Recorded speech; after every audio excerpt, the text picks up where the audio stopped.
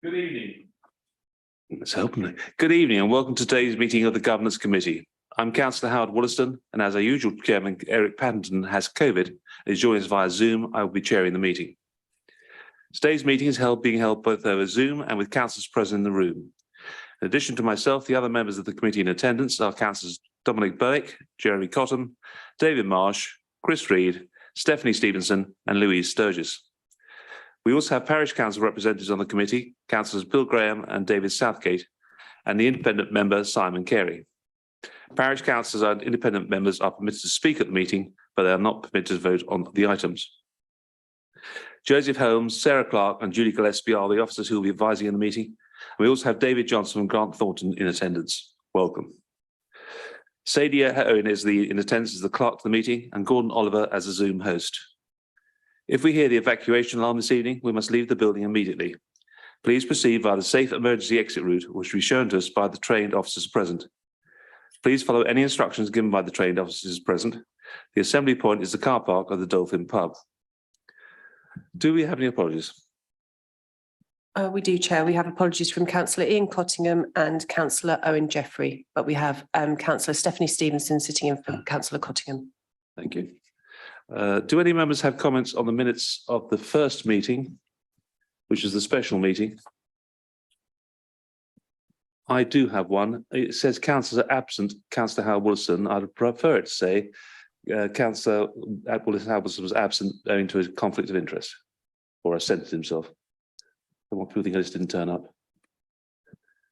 That's acceptable. Can I have a proposer and a seconder? And a seconder?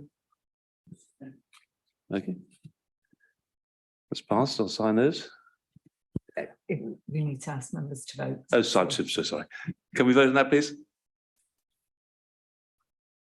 That's approved, Chairman. Moving on to the actual Governance Committee meeting, which I'll sign on that, yeah. No.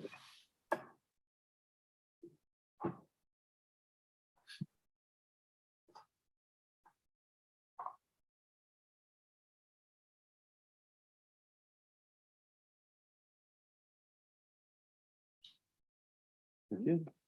Moving on to the main meeting of the 26th of June. Any comments on the minutes? If not, could I have a proposer? Thank you, Dominic, and a seconder. Thank you. And could we vote on that, please? Thank you, Chairman. That has been approved. That brings us on to declarations of interest. Thank you, Chairman. Before we go any further, I just want to make an observation relating to the agenda pack. I use ModGov. That's a choice that we're offered as members, and it's a choice that I take. The agenda on ModGov is different from the agenda in the combined pack that Ms. Owen sent out on Friday, I think it was. Something's not working right, where we have poor document control, version control, and members are presented with different documents. So can we make sure that whatever is sent out to members as email attachments or as links to website versions, that it's the same document that we put on ModGov and at the same time?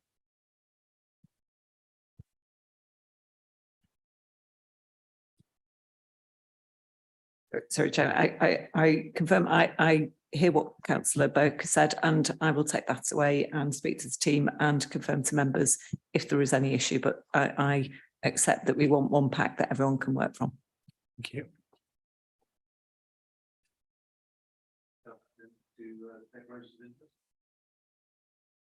Could I come back then to declarations of interest? None? Thank you very much. Move to agenda item 4 in that case, which is the forward plan. Do any officers or members have any amendments they would like to make to the forward plan? Madam Chairman, for the November meeting, I'd like to add on an item that was the external review of internal audit that was undertaken in June. So I need to bring a report to committee for that. Thank you. I'm sorry, David. Just one question, Chair.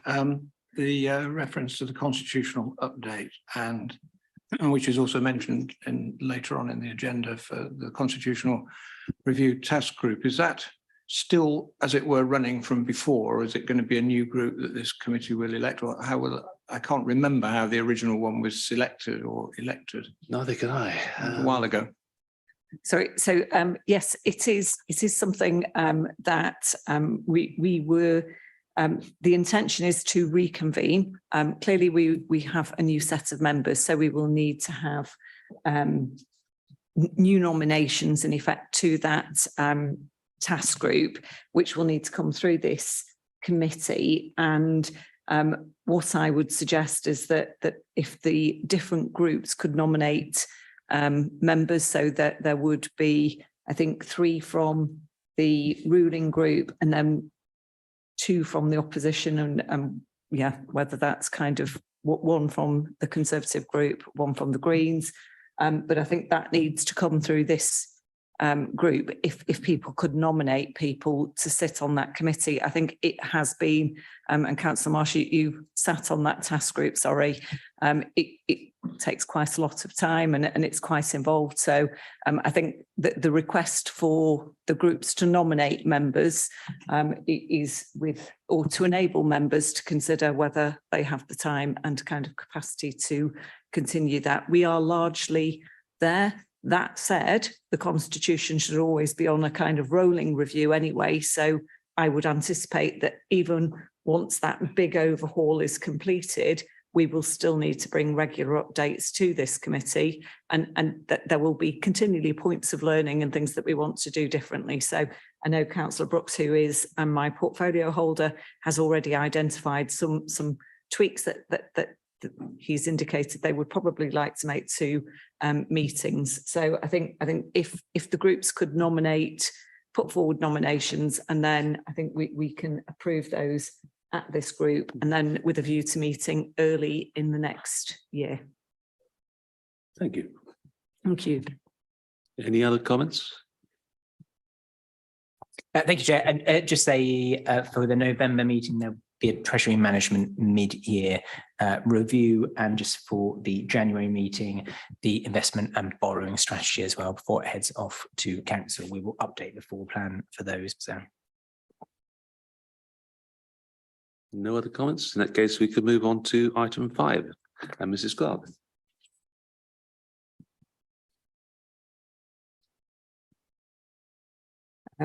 So thank you, Chairman, and members of the committee. So this is an annual report which I bring every year to Council. Normally this would go to Council in May, but it's clearly been delayed with a number of those annual reports this year, and so they will go to Council in October.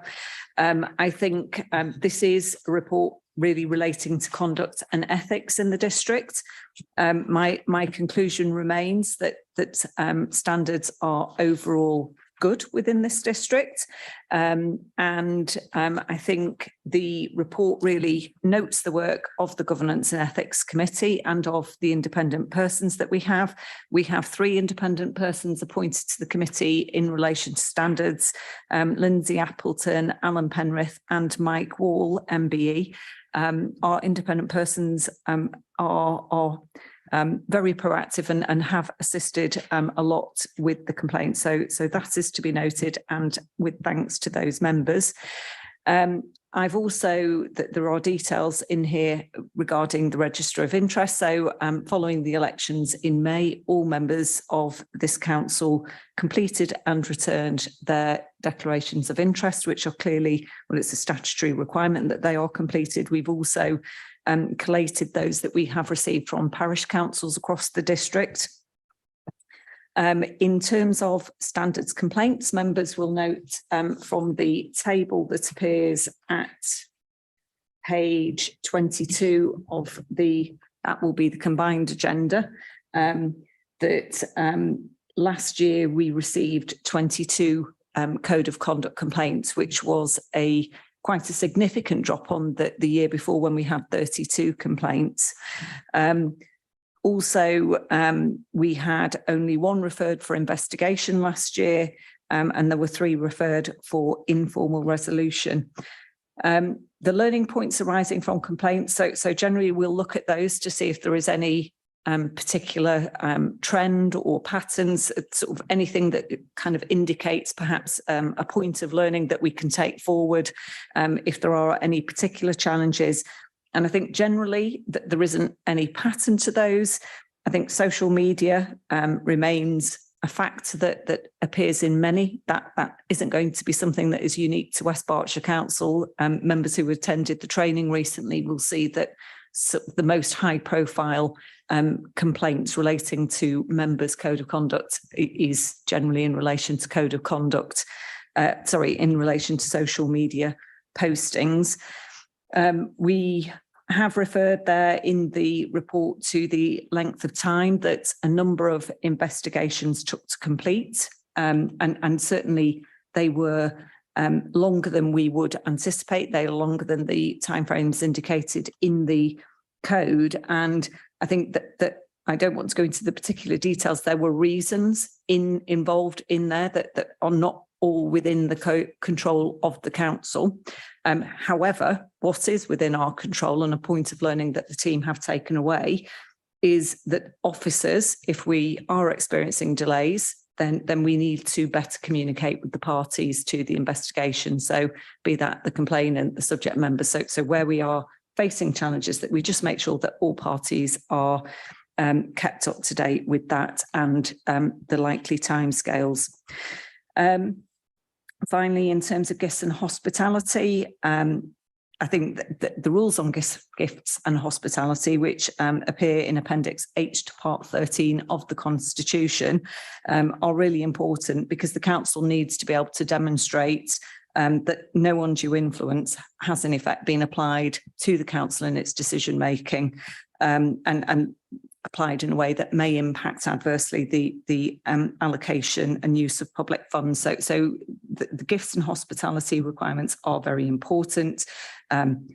Breaching that potentially also raises potential offences under the Bribery Act, or kind of could give rise to allegations of potential offences. So I think that is quite a serious thing, although kind of most of the things that we get declared on there may seem like low level, but I think it's the underlying importance that must be noted. So members will note that there were 41 declarations of hospitality received last year. That represents an increase on the previous year, but it is still lower than the pre-COVID levels. All those details are now published on our website as well. So in the interest of transparency, the number of gifts and hospitality received by officers was there were 45, which again was an increase on the previous year, but again is lower than pre-COVID figures. So I think that is, in summary, the highlights of the report. Members are simply asked to note the contents of this. We will circulate it to town and parish council so that they can reflect on that as well and take any learning that they wish to take from it. But other than that, sorry, Chairman, I am happy to accept any questions. May I ask a question, Sarah, about page 22, the graph or the schedule there? Why is it that then we still have 3 listed as outcome awaited in 19 to 20 and in 20 to 21? I understand the delays were not under your control, but surely those should have been moved up the list to possibly investigation, if that's what happened. Sorry. On page 22, yeah, outcome awaited. There's still 3 from the years 19 and 20 and 3 from 20 and 21. Okay. They will not be out. They are not outstanding. Right. That is, and actually, because I've picked up on a similar issue with regards to 21 to 22. So I will go back over my papers, and if I have missed that, I am very sorry. But there are no investigations or that there's no outcomes awaited, and I apologise. I will correct that before council. Thank you. Thank you very much. Ms. Bay? I'm reluctant to turn on my mic. There's two others. At 5:15, you mentioned the start that there are 56 town and parish councils. As far as I know, there are 62. Some of those are parish meetings. Still doesn't make 56.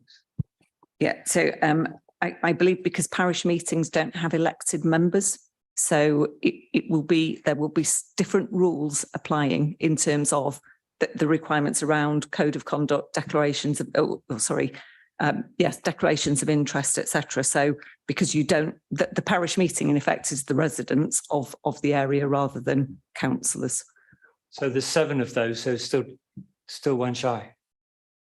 Okay, I take that point, and I will check my maths and ensure that that is also perfected before council. So thank you. Thank you. Councillor Berwick.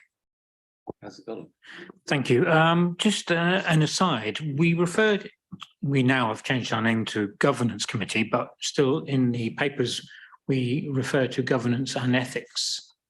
So just for future reference, it might be for clarification, just refer to governance. I don't know why we changed it anyway, but that doesn't matter. Councillor Marsh. Thank you, Chair. I've got a couple of questions about complaints procedure.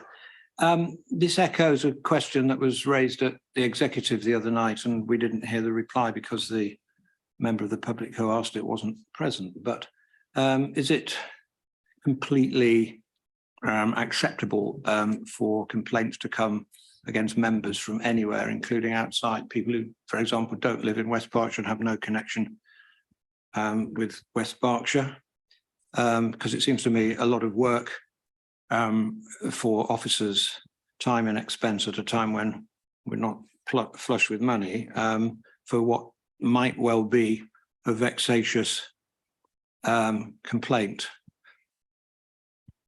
So the council is required under the Localism Act to have that, to have a procedure in place to consider allegations, and it doesn't provide the facility to exclude complaints because they've come from beyond the boundary of the district. However, we do have within our constitution the ability to reject complaints where we consider that they are vexatious or malicious. So there are provisions in there already that would hopefully safeguard against the misuse of public funds. I think that the challenge is in terms of code of conduct complaints, that, and certainly that's reflected in the number that are referred for investigation.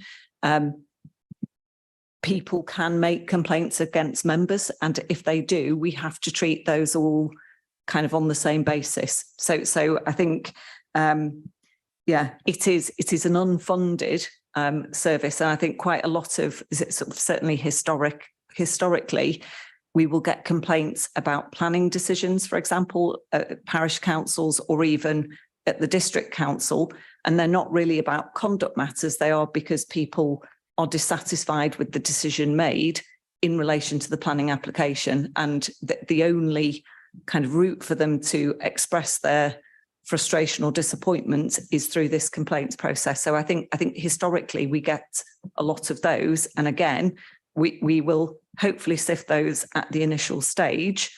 But if there are elements that seem to be serious, then they may be referred for investigation. But I think that the geographical location of the complainant is not a basis upon which we can refuse to consider a complaint. Well, maybe not, but if that maybe there are people scattered around the country who enjoy watching 3-hour meetings and then complaining about something that happened right at the end. But anyway, thank you for the answer. On the second point I wanted to raise, when there's an informal resolution and it involves an apology, and if the apology is not forthcoming, or indeed if there's some other way of resolving the complaint that is meant to be resolved for. I mean, is there any sanction? Is there any way of pursuing it, or is it just, do we just rely on goodwill of members too? And if they don't show that goodwill, then that's tough. Nothing else can happen. Is that? Well, correct? so I think it is an informal resolution. So there is no power to compel a member to apologise. At that point, members, I'm sure, will be aware that that initial assessment, they are not in a position to make a finding of fact. They do not have the jurisdiction to say that there has been a breach of the code of conduct. And the subject member then, as in the member who's been complained about, may dispute that they have breached the code of conduct. So they are not required and can't be compelled to comply with the suggested resolution. What would happen if we have suggested an informal resolution and that is not achieved? Then generally, the complaint will be reviewed with an independent person again to consider whether or how that should then be progressed. Thank you for that one. And then finally, the final question. When there's a subject access request relating to a complaint, I mean, how do you feel? I know that resources are stretched within the authority, but as I understand it, subject access requests, according to the Information Commissioner, have to be complied with within a month or within 2 months if they're complex. And I'm aware of at least one case where a subject access request was made in March that still hasn't been complied with 6 months later. This suggests that either it's excessively complex or that we're struggling to cope with the demands of that particular process. But I mean, it's a very important process. And as you know, I'm not a lawyer, you are, you know that it's a legal requirement and that the Information Commissioner has various sanctions that can be imposed or actions that can be taken if the local authority doesn't comply. Yep.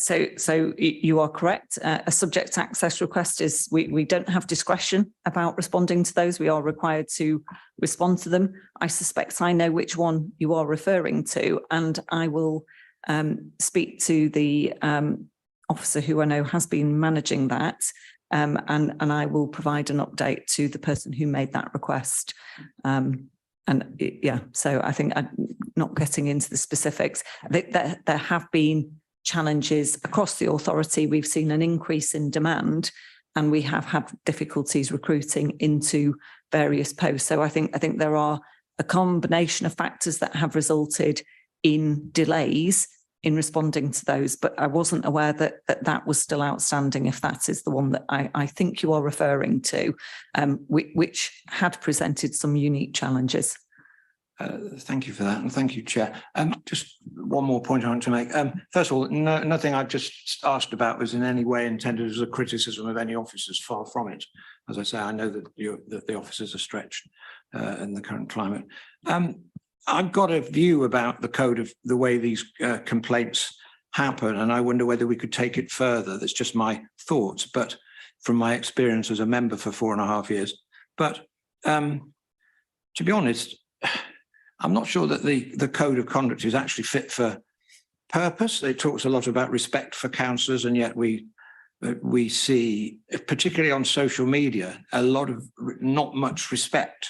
And I wonder whether the code and its enforcement has kept up with social media in particular. The other point is, I mean, without going into details, I've sat so far on 2 advisory panels. One, okay, just about.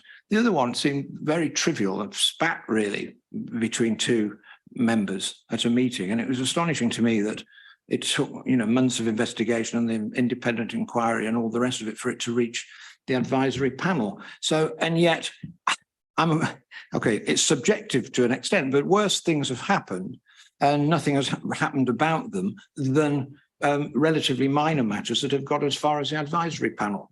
And I'm just wondering, and one of the reasons I asked about the constitutional review group earlier, maybe that's not the appropriate place, but I wonder whether we should have a look at this, because I mean, I take your point, the numbers are going down, but from having been involved with the process in various ways, as no one's complained about me, I have complained about one member on one occasion, and I've sat on these committees, and I just don't feel that it's particularly effective, and it worries me that both in terms of members not taking it seriously and members of the public and the reputational damage therefrom. For example, I don't know what other councils do, but I just don't think this is working very well, and my fellow Green member would agree. So I think that there are several things there. Yes, we will be looking at the Code of Conduct when we get to review Part 13 of the Constitution. So this is definitely up for review and we can look at that. However, that will still be within the constraints of the statutory framework. And there have been recommendations regarding the need to impose some effective sanctions. That the consequences of breaches of the Code of Conduct are fairly limited. If a member fails to declare a DPI, that's a potential criminal offence, although it's not a potential criminal offence that we would pursue. So that would have to be referred to the police. But at the end of that lengthy process, the consequences for members are limited. And I think for any members who attended the Code of Conduct training that I did, and we touched on conduct in lots of that in initial induction training post the election, standards and that kind of standards of conduct really are largely driven by the culture of the members. And I know that there have been challenges, but I remain of the view that actually, and I speak to sort of monitoring officers from other authorities, we do not have a kind of significant challenges here in terms of conduct, and that is testament, and that's because of the members and the culture that you drive in the chamber, and I think really that the legislative framework would need to be reviewed if the governance committee is ever really to be able to tackle poor conduct. And I think at the moment, and most of those examples of cases from around the country where there had been significant incidents of poor conduct, it's group discipline that then has had the sort of biggest consequence. So people would be removed from the group, which would then mean that they didn't have a right to necessarily sit on any committee. They might be removed from the executive, etc. So I think it is that collective accountability and the peer collective kind of approach that really drives some of this. And thank you, Chair, for allowing me the time to raise all those issues. Thank you. Simon Carey, I can see you've been very patient for a long time. Thank you, Chair. Yeah, Sarah, I'm on page 18 or page 22, whichever you want to use, paragraph 5.7, basically. It's in connection with the 3 independent persons. The council agreed that the independent person may be consulted directly by the person who has made the complaint. Now, Parliament legislated that the council must seek the views of the independent person before it makes a decision on an allegation, and the independent person may be consulted by a member or quoted member of the council who are the subject of an allegation. Parliament didn't legislate or make provision for a complainant to consult with an independent person. So can you advise what the rationale was behind this? This was before my time that council had agreed this. I think what I would say is that subject members, so members who have had a complaint made against them, it can be quite a daunting prospect. I think, if your integrity is called into question, that's kind of, I think, quite a significant event. So I think members and I know several members, both at district councillors and parish councillors, have gone to the independent persons and sought that kind of support from them in the process. So whilst it's not required, I think it is really helpful to have that there for the subject member. Sorry, I might have confused you there. The question was, why have you allowed the complainant to have direct consultation with the independent person?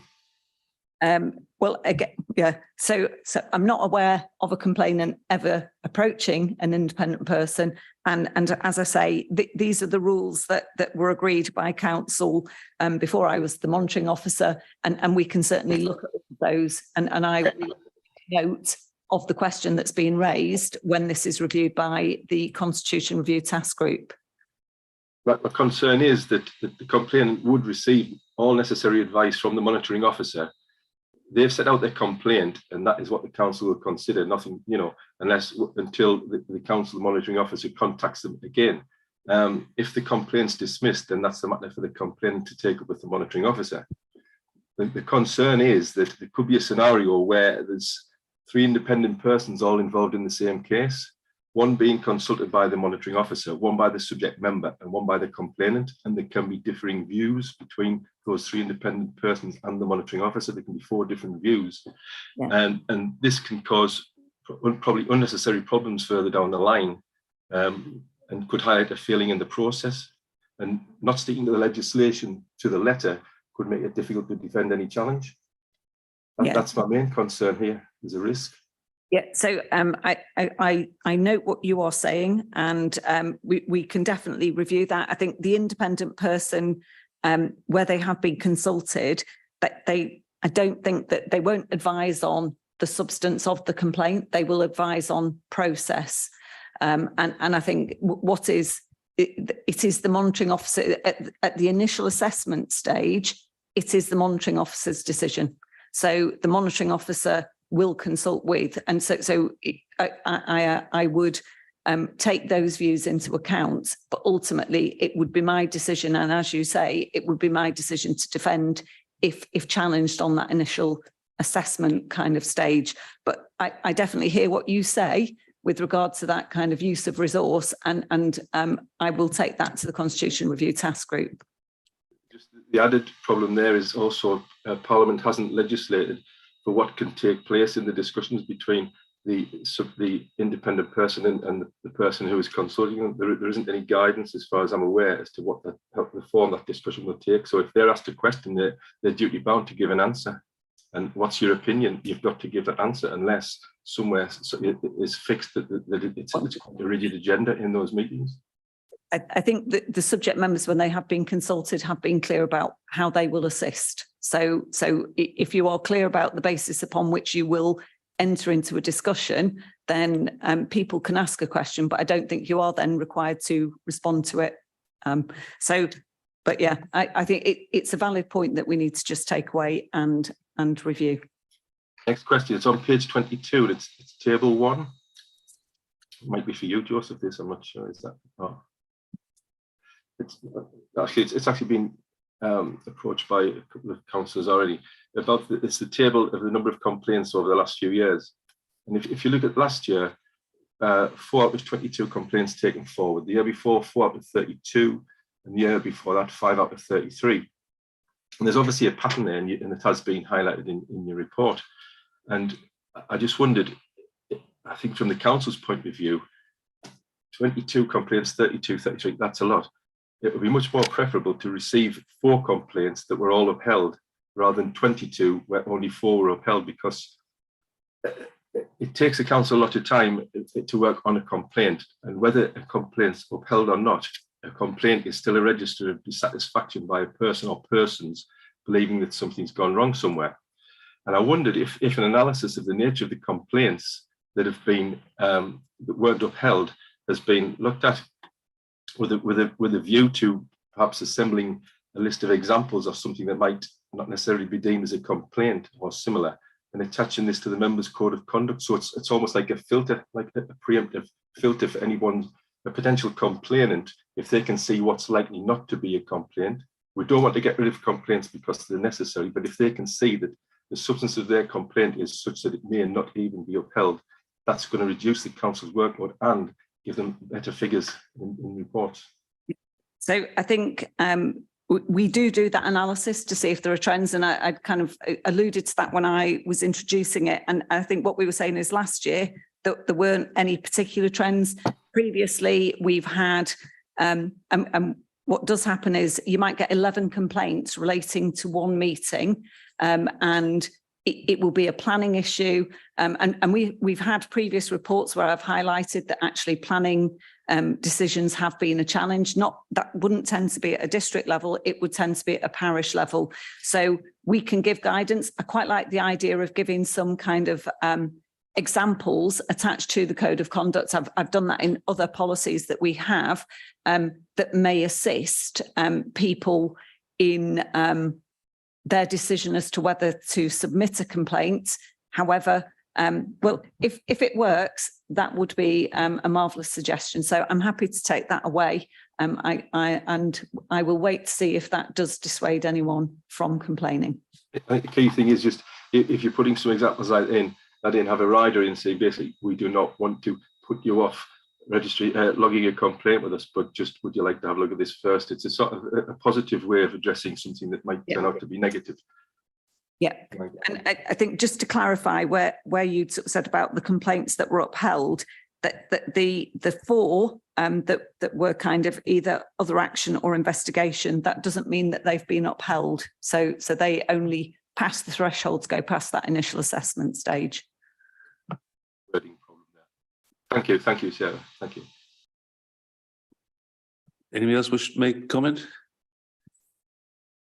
Councillor Reid.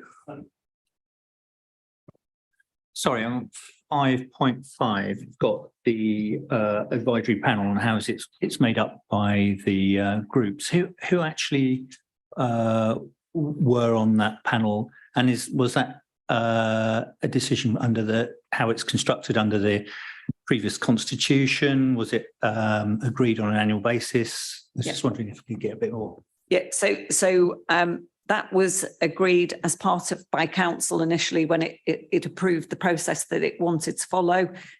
Certainly the advisory panel is one area that I would like us to look at when we sort of do the constitution review on this, because just in terms of how that works and what value it adds, and it takes a lot of resource organising that.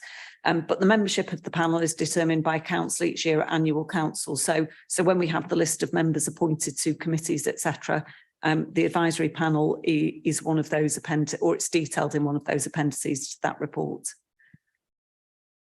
Thank you. Simon Carey again. David Southgate. Sorry? Sorry, it's Councillor Southgate. Okay. Sorry, I forgot to lower my hand.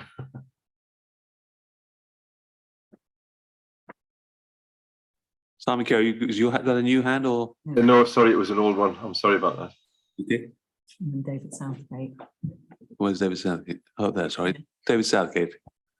Hello, so Bucklebury Parish Council.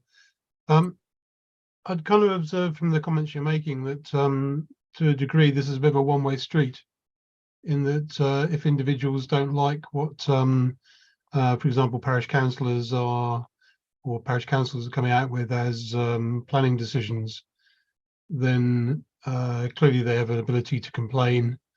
Are these complaints about individuals, or are these complaints about the parish council as a whole? Yeah, sorry. So if we receive a complaint about the parish council, it will be rejected because we have no jurisdiction over the parish council. What we will frequently then find is that a further complaint will be submitted, perhaps about the chairman of the parish council or another member. So I don't know if that assists. No, I mean that's quite helpful, because clearly the whole purpose of a parish council is, in terms of planning, is to review what individuals are putting forward and not to say yes to everything. So it's quite reassuring to hear that this would be done on the basis of not the decision made by the parish council, but on individuals' behaviours, which was sort of the basis of my question. Yeah. And it is absolutely about individual members adhering to their individual code of conduct, and each parish council there may be different variations. They're not required to have the same code of conduct as West Berkshire Council. So yes. Thank you. Anybody else?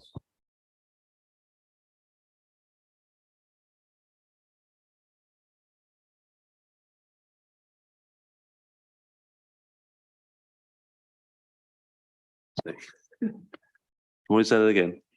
Okay. Sorry, everybody. This item was for note, so there's no need to have a vote on the item.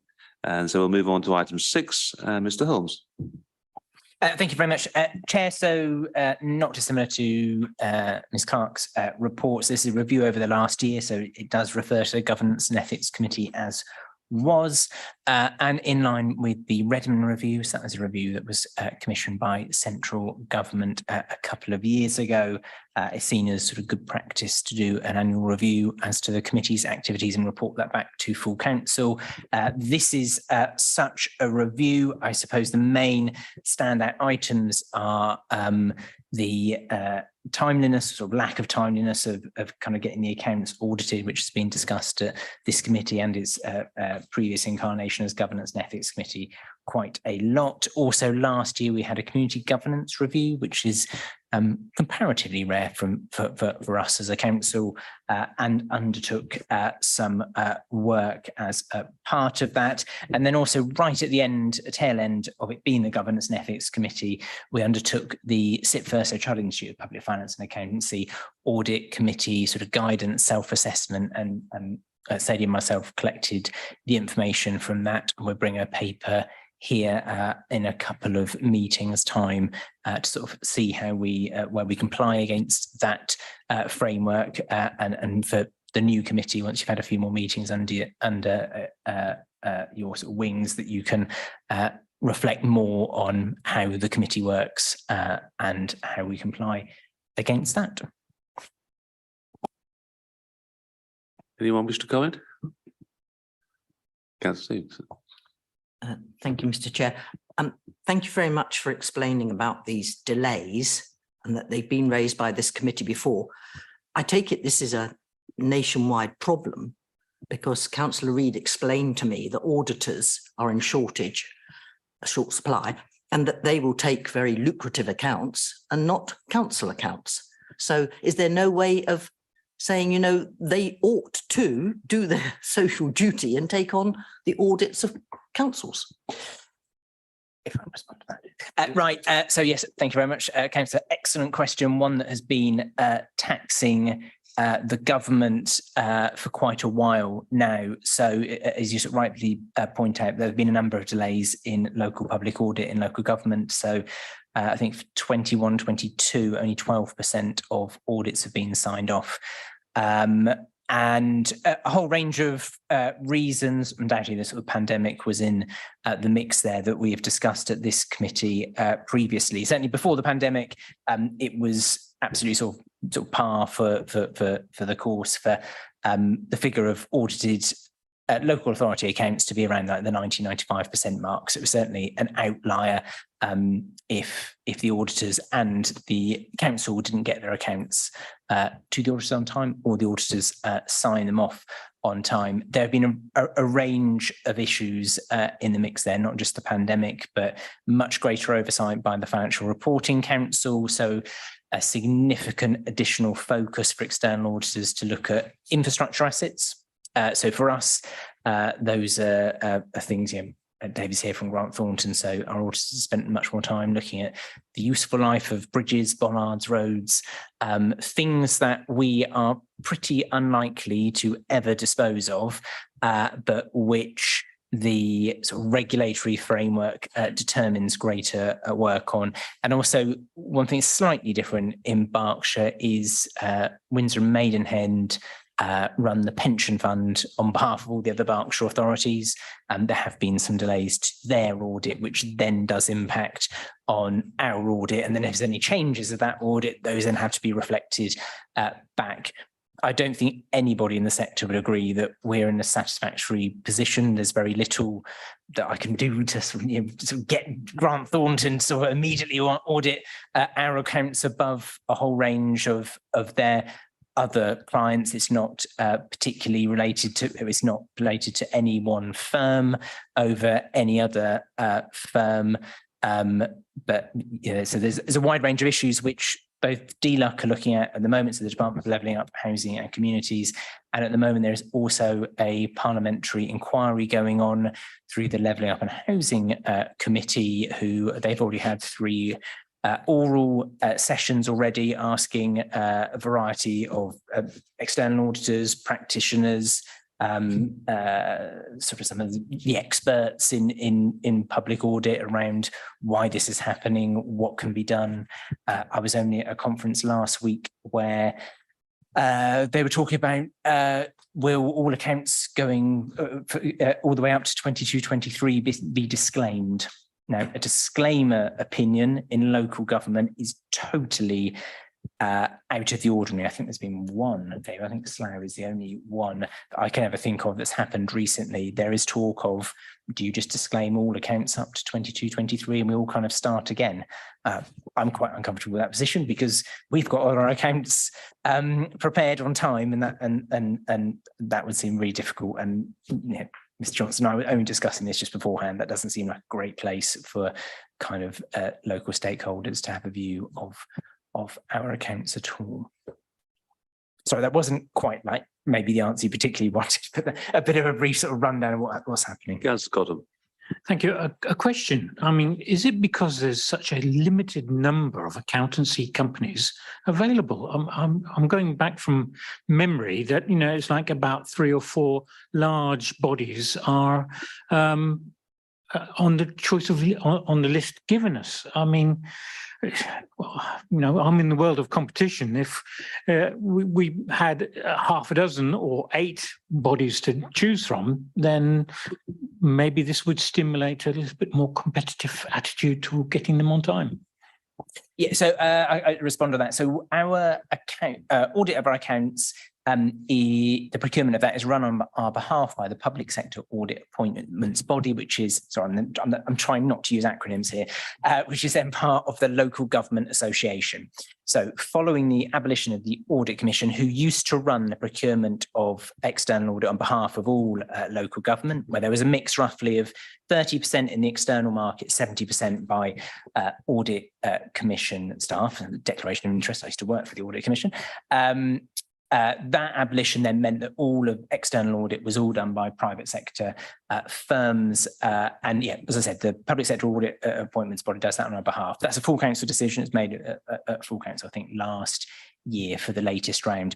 All bar, I think, 7 authorities in the country opt into that, because if we didn't opt into that, we would have to set up our own independent audit committee, independent of this committee, which would have a majority of individuals who would not be political councillors. So we'd have to find, you know, X number of people in the community who all they would want to do is, well, aside everything else they do in their life, but all they want to do here is appoint our external auditors and check that the external auditors were doing the work that they should be doing. That would meet probably a couple of times a year. And they would have to select an external auditor from a predetermined list. So to your point around competition, that wouldn't be open to all external audit firms either, probably hence why most people go through the Public Sector Audit and Appointments Committee for that. Is that predetermined list that actually I was referring to, not that we go away from the safety and ease of going through the main system, but going back to the government saying, well, why are there only, say, 6? That's where I'm aiming. Yeah, and I think the issue there is local. It comes back to the fundamental around local government accounts. Most of our accounts are over 100 pages long. They're pretty complicated. We certainly have pretty complicated disclosures in there that are not akin to the private sector. And with the fee level and the ability for audit firms not to make additional services through when they are the appointed auditor, the infrastructure that any one firm would have to be pretty sizable, I think, to get into the external audit market within local government. Hence why there's a relatively small pool of people to choose from. Yeah, and that, to be honest, with the more councils which merge, you're going for a smaller pool as well. Anybody else wish to comment? If not, again, this is a report for note and there's no need to vote on it. Okay, can we move on to item 7, and Julie Gillespie is going to lead on this. Thank you, Chairman. So this report is an update report to committee on the progress of internal audit work as of the end of the first quarter for 23-24. Public sector internal audit standards require me to report to committee on a regular basis. Our own internal audit charter, which has been agreed by committee, has stated that you want quarterly updates. So I come back to committee each quarter to give you one of these reports. The purpose of the report is to provide progress against the audit plan and also highlight any issues of concern that might emerge as we go through the work that we undertake. The key message on this Q1 report is on section 4.5, where it mentions there's no significant issues of concern that's been identified during the work that we've completed during the period that needs highlighting. So that's the key message of the report. There's a table in 5.1. There's only 4 reports that were completed because we only actually report to committee once we've actually completed the work, or we've got formal sign off and agreement by the client to the recommendations. But to support the work that we've undertaken, Appendix A lists the work that's been completed. Appendix B shows quite a long list of work in progress and shows the various stages that audits have been completed at that point of time at the end of June. And then Appendix C identifies the specific anti-fraud work that we've identified we're going to carry out for the year, and that gives an update. So that's an overview of what the report is saying. No significant issues of concern, and it's basically giving committee an update as of Q1. Anybody's got any questions? Councillor Stevenson. Oh, please, no. Thank you, Chair.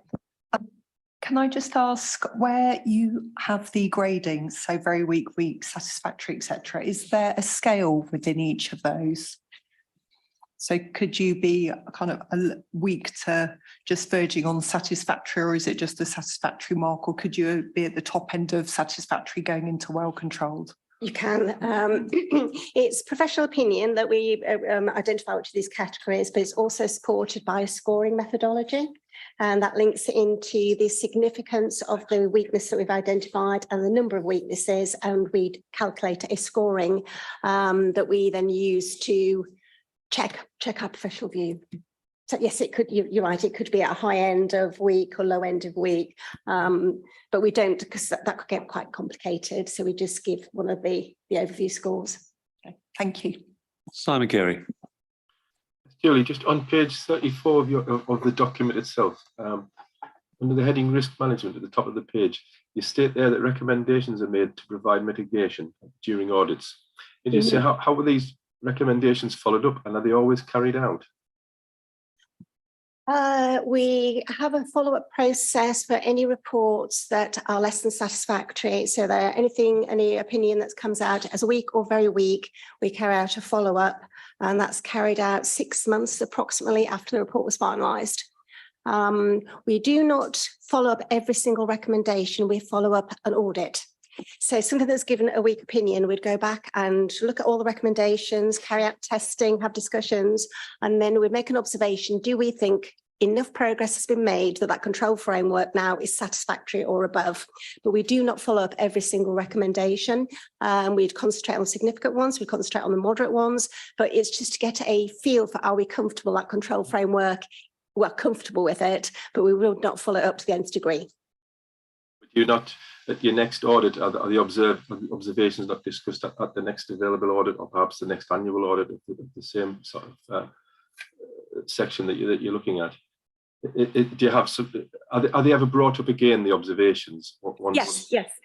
So the background work that we do, so that depending if it's the risk category, whether it's low, moderate or high, and the frequency of coverage, we always pick them up anyway as part of pre-planning work.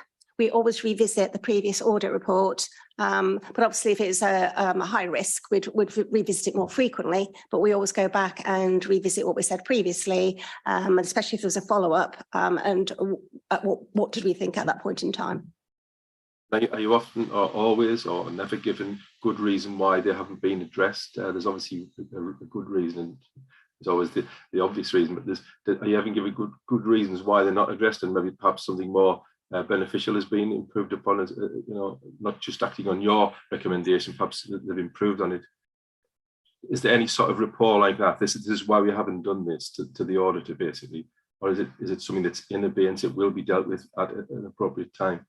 We do go through those discussions, and on the follow-up, we do identify the progress of each individual recommendation. So when we come to the opinion of the follow-up, whether it's satisfactory progress or unsatisfactory, we have gone through every single recommendation and had an update or asked why they haven't implemented it. So we do get feedback. We do not focus on minor points necessarily. It's all risk factor. It's a case of, have they done enough of the key issues that we're comfortable? We would not then go and sort of saying, why have you not implemented these 2 minor recommendations and you need to do it right now? It's apportionment of risk. We could go back and follow up every single point, but we don't. Thank you. Thank you. Thank you very much. I have immense respect for internal auditors for being able to take on a huge range of subjects rather quickly. It'd be interesting to know, though, what frameworks, guidelines or standards that you use to audit some of these, and could any of them ever be made available for public record in detail? Interesting point. It depends on the nature of the work that we're doing. If it is something like on the audit plan this year, there's a compliance check of the council's expenses policy. That is pure compliance work, as in there's a policy there, there's a procedure there, and we measure and we go and do lots of sample checks to measure against compliance. A lot of the work that we do, though, is there's legislative framework. We may have policies and procedures, but it's my team determining ourselves, what do we think needs to be in place? So there isn't a document out there that we just go away and audit it. We have to compile where we think the risks are, what do we need to test?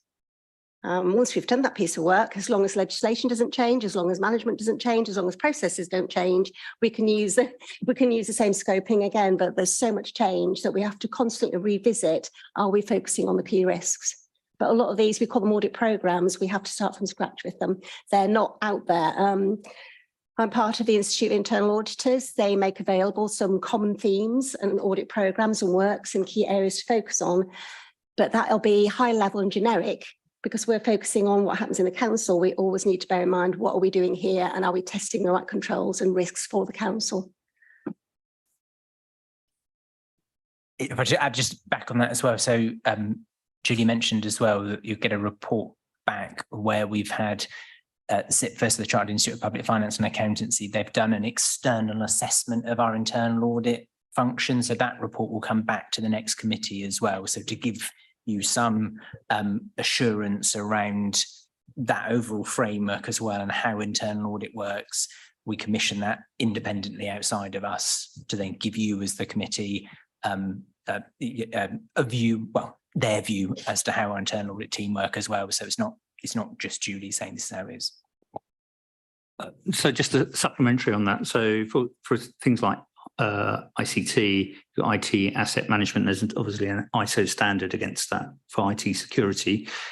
But there are many other standards, and there's government one, Seacrest, I think it is called. You know, which ones do we follow? Do we also look at whether we've got sufficient controls in that particular area against the risk environment, considering things like ransomware out there and hackers are trying to get hold of your our valuable information all the time.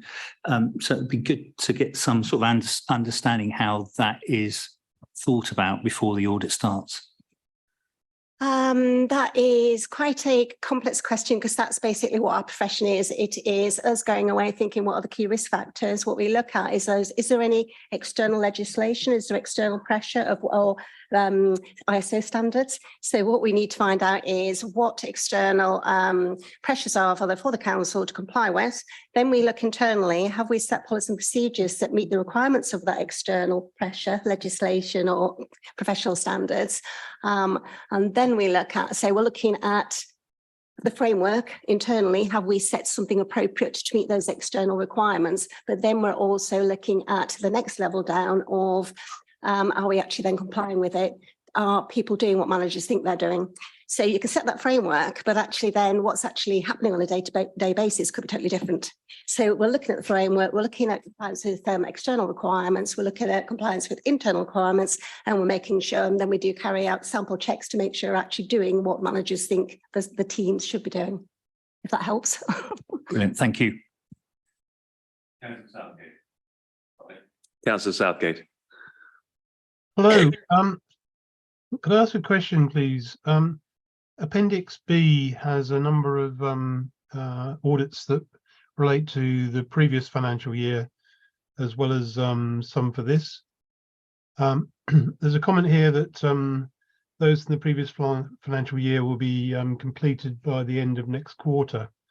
I just wonder if actually an aspirational date for completion of each of these would give us a clearer view of how we're actually progressing, and if certain parts of our structure are causing delays in completing these, because the current position of work is a little bit untime bound, I guess, for my liking, and having something a bit more specific in there in terms of what your target was, or when the draft was completed, we give an indication of how we are in terms of the efficiency of delivering on time in full. I think you made a similar comment last year, and I did some data analysis, and there's a report that came to committee in May where I broke, because you were querying against sort of the work that related to the previous year, which is a very valid question, and I broke it down to explain the reasons why, and did we have an issue, and I think out of the volume of the numbers offhand, I think there's two where the audit team could have been quicker than we were at trying to progress things more speedily. But a lot of it is down to, when we start a piece of work, we're reliant on the services engaging with the process, providing us with the information timely, but also once we've issued a final draft report, because there's quite a few here at draft report stage, once the draft report is out there, we cannot do anything to progress that without the service engaging or trying to get time with managers. And again, as I said in my report in May, there has been a national increase in delays or trying to internal audit sections for local authorities. I've checked with colleagues and they've had the same issue that's happened over the last couple of years, whether it's down to COVID, remote working, people just very stretched, but there have been more delays than usual with trying to it's not engage, it's not people not willing to engage, it's more to do with the fact of we're not top of their priority list, and we've noticed there have been more delays. We remind managers, we remind staff, and we try and plan as far in advance so we can get the information, but it causes delays. And it's not just us, it happens in other sections as well. I just try and do as much as I can to try and chase and try to get the information. But we're never going to get rid of it. The list of the report that I did in May, there's some detailed analysis, whether it's worth you going to have a look at that. I don't know if you can remember seeing it. Because it was based on the query that you'd raised previously, and I spent quite a bit of time doing detailed analysis to try and say, well, these are the dates, these are the reasons why, and why we'll never get rid of them. We should be able to manage them, but we're never going to get rid of them. Yeah, I think I rephrased my question this time with in terms of what was our aspiration. And as such, from my perspective, having an aspiration of when you'd like it done would at least then give you a measure in terms of are you keeping where you wish to be, or are others actually slowing up the process? So it's not to actually to criticize your function, far from it. It's to actually use this forum here as a means to actually highlight and perhaps encourage others to engage to assist you. which would be useful, but it was, again, something I've been saying recently is across there's no particular service, or we're noticing it's across the board. That these delays are sort of so we're chasing more than we needed to. What we probably will do, or what I'll probably do through the chief executive, is ask to send a reminder out for managers to try and just to prompt them to try and put us higher up their priority list. But it's an ongoing issue to try and manage it. My team also have to, so while we're carrying out a piece of work, if there's any delay and we're not given the information to be able to progress, because we have timesheets, we have to be productive, we have to then go and start another piece of work. So if we're not careful, what that then happens is you've got your time frame, so you've got more on the go than you'd ideally want to, because you've not been given that information. And it's not because we're not planning and asking for it up front, it's because we're having delays. So it is a bit of a managing different priorities to try and reduce these long delays. The aspiration that we say on our terms of reference to managers is 4 months to a draft report. Ideally, what's reasonable is 6 months to a draft report. So that's what I'm working to. For school visits, we're working to a 6-week turnaround time frame, so they're quicker. So we do have our aspirations, but for lots of reasons, not always in our control, we're not always meeting them. I don't know if that helps, but it would be worth going and have a look at that report that I did with the analysis in the May meeting and see if that answers some further questions. Any other comments?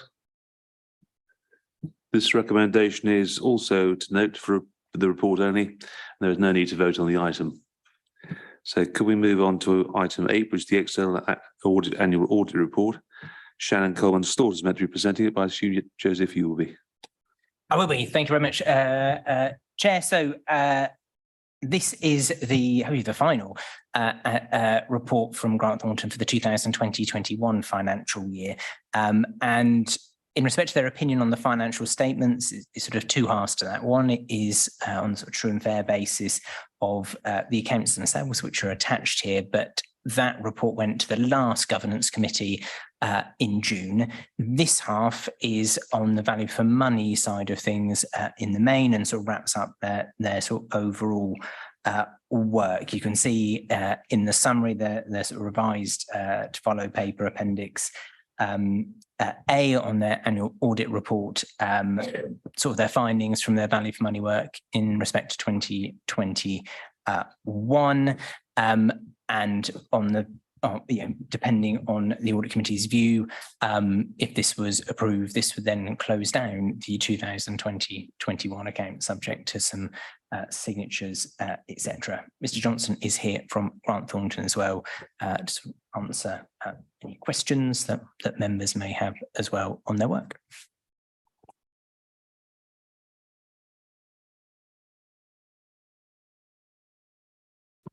Sorry, Chair, is it worth just going very quickly at a canter through the annual audit report, just picking out? I think that would be helpful, thank you. And then we can go from there. So yeah, so thank you, Joseph. As Joseph has said, the audit is split into two parts. There's the financial statements audit, and then this is the second part, which is the auditor's annual report. Again, as with the financial statements, this is the 2021, which is much further behind than we would like it to be.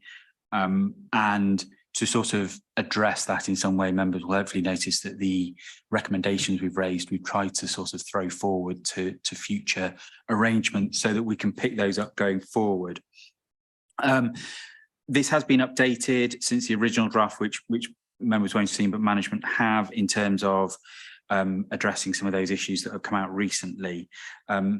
And also members will be, or may not be aware, that there was a change in the approach in 2021, whereby we had to report, previously we'd reported by exception, whereas now we have to give a view on those 3 criteria that are set out on page, sorry, I'm looking at the wrong report, set out on page 53.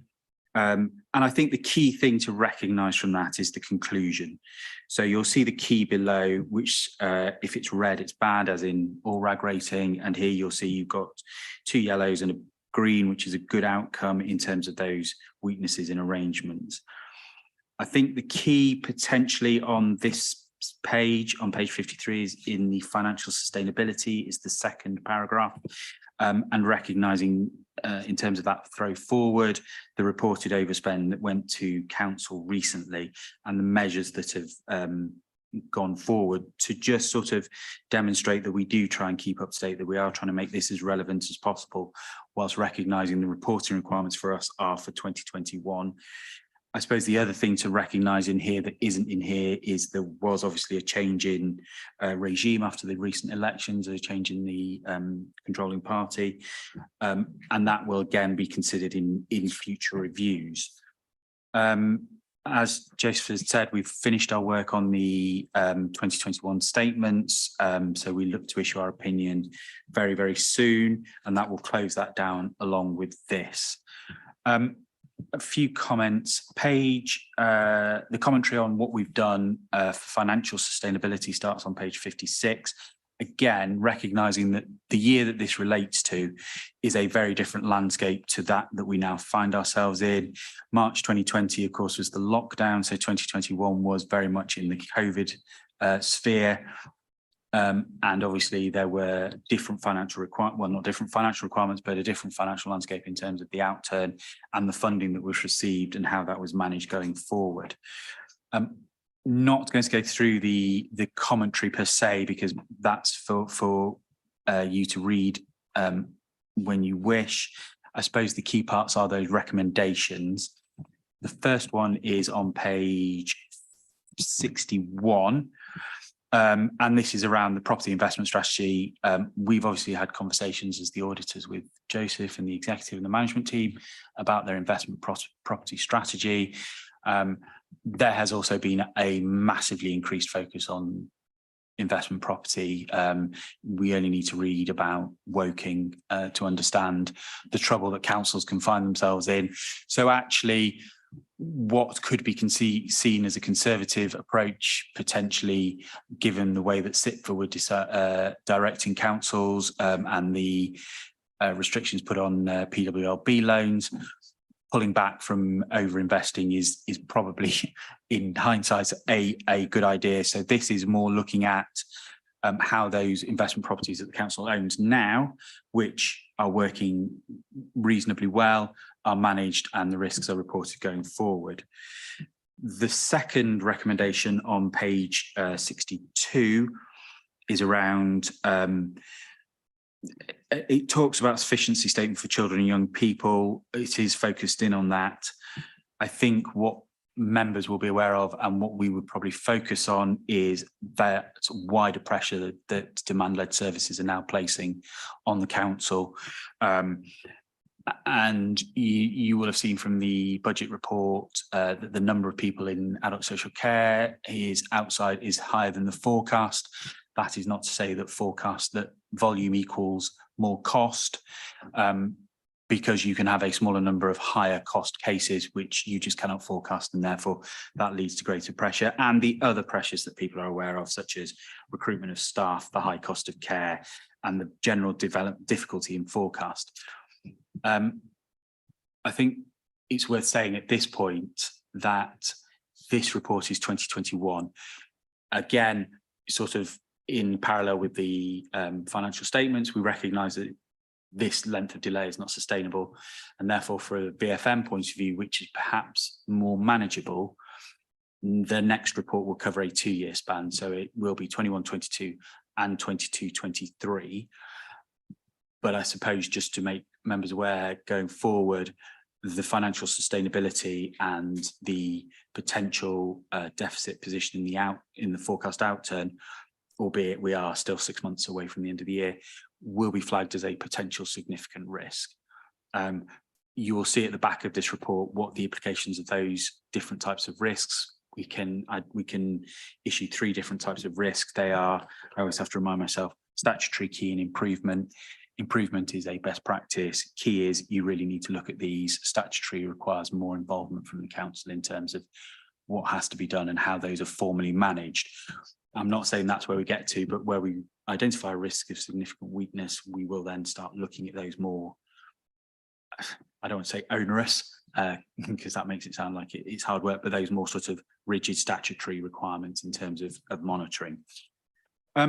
Outside of that, I don't think there's anything more that I wanted to say, because really it's around that financial sustainability and going through the forward-looking point.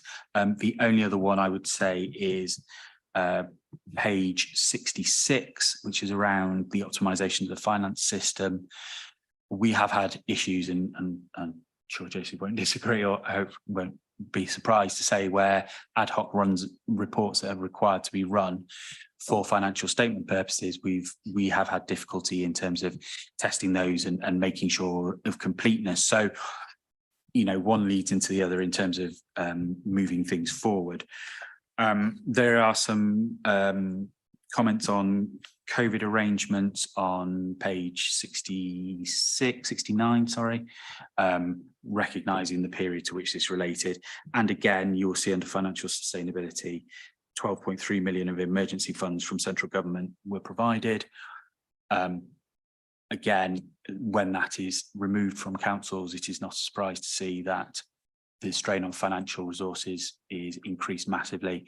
And again, you know, there are numerous councils, numerous reports, Birmingham being the latest, where the financial reality and the costs and the strains that are being put on them are potentially getting beyond the breaking point. Not that West Berkshire are anywhere near that at this point. Other than that, as I said, the final page shows the different types of recommendations and recognises that we have only raised improvement points. That is where I will stop, but quite happy to take any questions.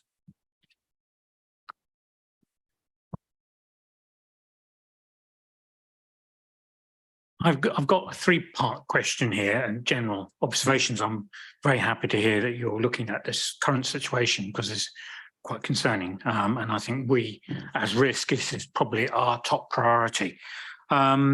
Basically, do you feel the executive is reacting sufficiently enough to the projected overspend if it's implemented as proposed? It's a good question. It's a difficult question, and it's not one that I'm really in a position to comment on at this point. Suffice to say that our current review for the 2 years combined is starting, and obviously one of the areas that we will look at is how executive have managed the current financial situation, and looking at the budgeting process that is being undertaken, and recognising any limitations within the system, what the funding regime is looking like, any other external factors, and making any recommendations from there. It's not something we've looked at in sufficient detail yet to. But you will be. But we will be, yes. Okay. Second, if you indulge me, Chairman, do we feel that your recommendations that you've been recommending to improve the situation are being implemented generally? Again, this is maybe a forward plan, but it's a request to maybe look at it and come back to us, because if we're not, we want to look at your suggestions of what you've suggested we implement, and then I'd like to, at some future date, if you could come back and answer us if you feel that is okay, that we are implementing your suggestions. Yes, so part of the updated part of the next report, the combined report, will be looking back at the recommendations that we made in this report and progress against those. I suppose there's two parts to that. One, yes, we will look at progress against those recommendations, but a little bit like recommendations that we put in the audit findings report, that is audit's opinion. That is just us flagging to the council, to you, to say we think these are the areas that require more scrutiny and perhaps more consideration. So I guess ultimately it is for members to be satisfied that management are implementing the recommendations if they feel they should be. But certainly as part of our review, we will look at a follow-up on those and report to you progress against those. Okay, thank you. And just a final point, more specific and not putting you on the spot to answer it right now, but we'd like you to come back, is on page 70. I mean, you know, there's issues arising from the 2021 audit on page 20. You know, is the council confident that, or can we be, as the council, be confident that these will be rectified and will not later appear later in the audits?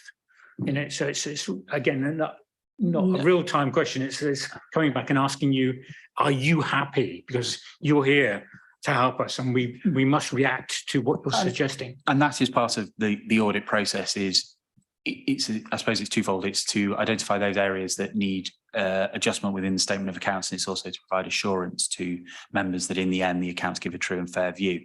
What I would say is the errors or the misstatements that we've identified here and that were outlined in the audit findings report, they are what I would classify as they're not systemic. So they're not. So for example, if the council had an accounting policy that clearly went against the standards, we would say, well, that's wrong, but that is systemic because you are just not implementing the policy in line with the statutory requirements.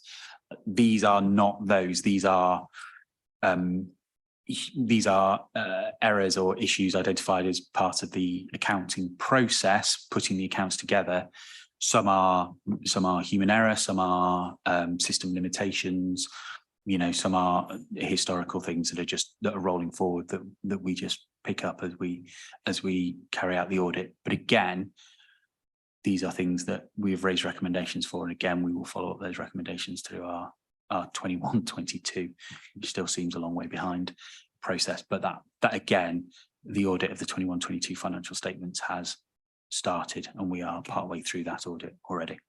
Great, thank you, Chairman. That's reassuring, and I look forward to the further feedback that we're getting it right. Well, we're trying to get it right. Thank you. Any other questions?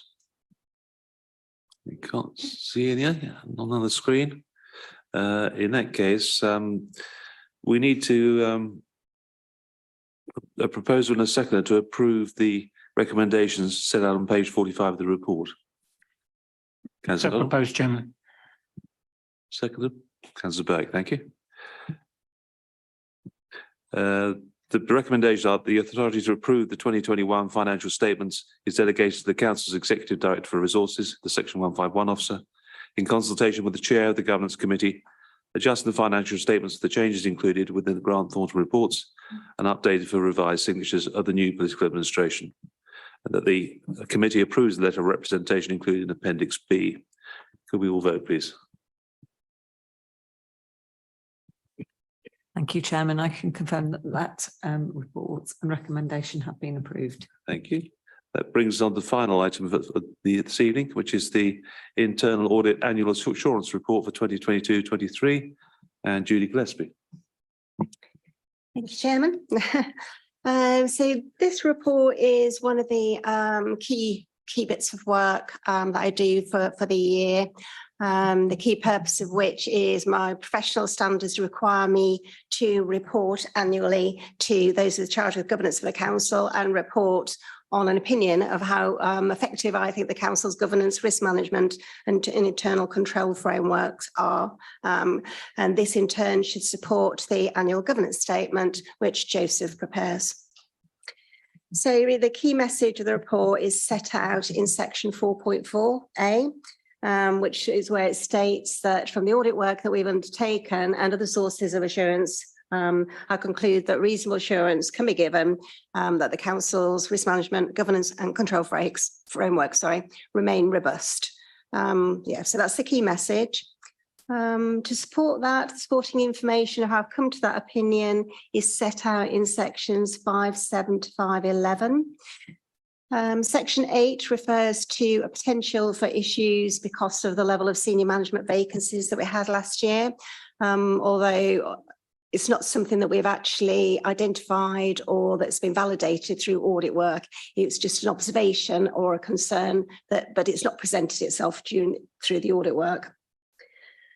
The results of the audit work to support my opinion are set out in section 512, where I'm saying that from a total of the 17 completed corporate reviews, there were only 3 that were given a less than satisfactory opinion, and 3 school reviews given a less than satisfactory opinion out of 9 that were completed. So that the level of audit work with a weak opinion continues to be a small proportion of the work that we undertake, which supports the opinion that I've given about this reasonable assurance. There was 1 follow-up review given an unsatisfactory progress from 6 completed during the year. So again, that's a low number. But we've also agreed with the relevant service area that we will revisit that unsatisfactory follow-up and check on progress, which will then come back again to committee. Sections 519 to 522 set out key areas of weakness for those audits that are given a less than satisfactory opinion. So I've summarised the key issues that we identified. And the next key section of the report are in paras 525 to 527. That's covering the performance of the audit team. We have a target of trying to achieve 80% productivity of the agreed audit plan. Last year, we had a vacancy for most of the year, and we only achieved 76%. But revisiting those figures for actually people in post, and the productivity level is 89%, which I was quite happy about. That's a reasonable percentage.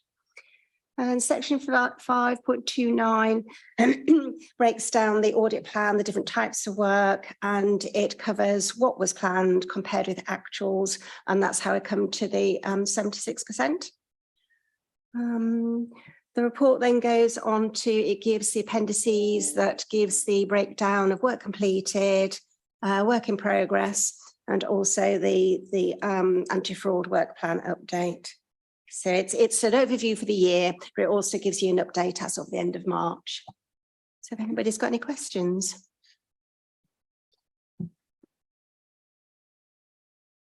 Councillor Reid. So I see one of the areas where there's weak audit is around business continuity. I'd like to just understand a bit more around that. Because always a bit concerned if we don't have up-to-date business continuity plans for what we're required and where we are. Is it the business impact analysis, construction of the plans, the exercises, or remediation of those? Have we got a good system in place? I think it was a work in progress when we looked at it. Business impact analysis, yes, we've got those in place, but it was more to do with coordinating everything. So it's work in progress. We'll get there. We had a project plan to try and get there, but there kept getting big delays and postponements with one thing and another, because a lot of it is it requires services to spend time to input to progress it. And it was that was slowing things down, getting everybody the time to do some of the elements of the business impact assessments. But it was progressing.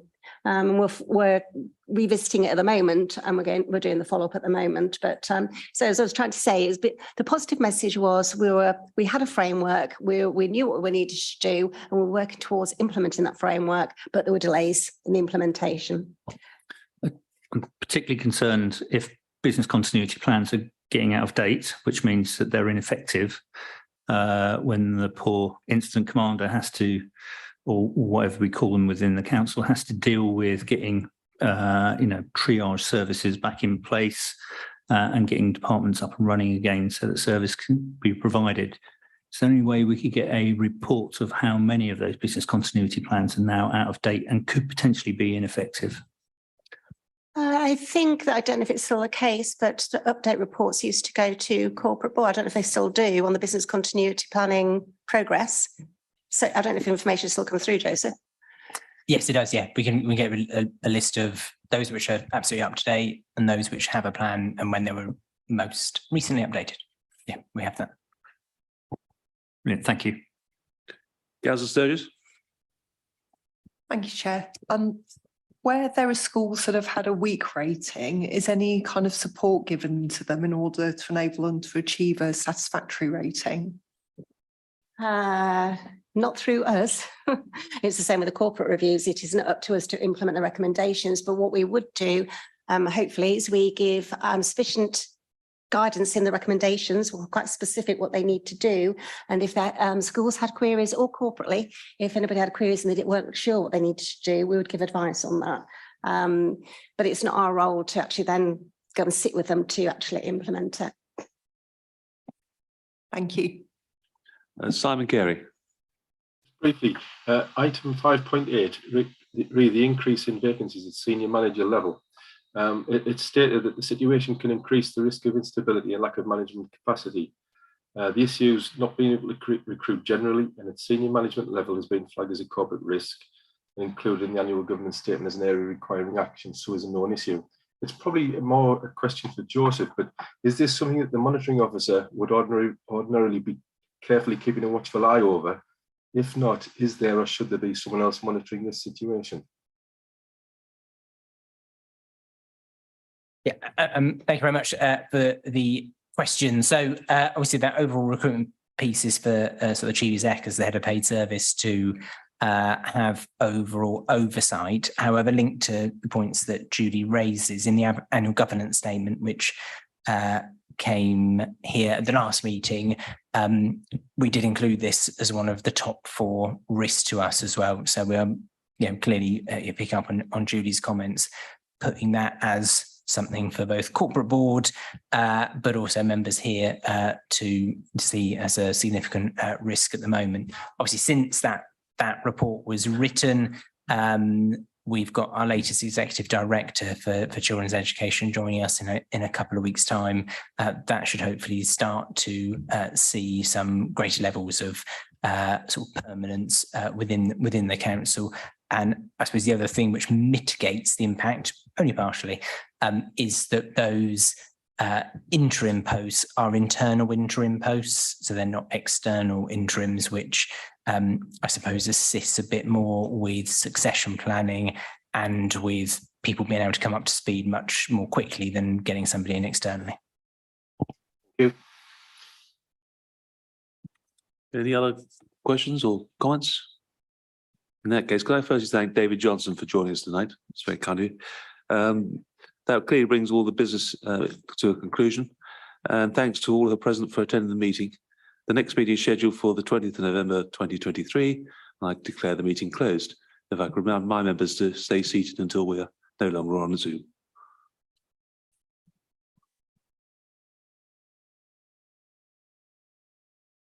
We're clear, Chairman. Thank you.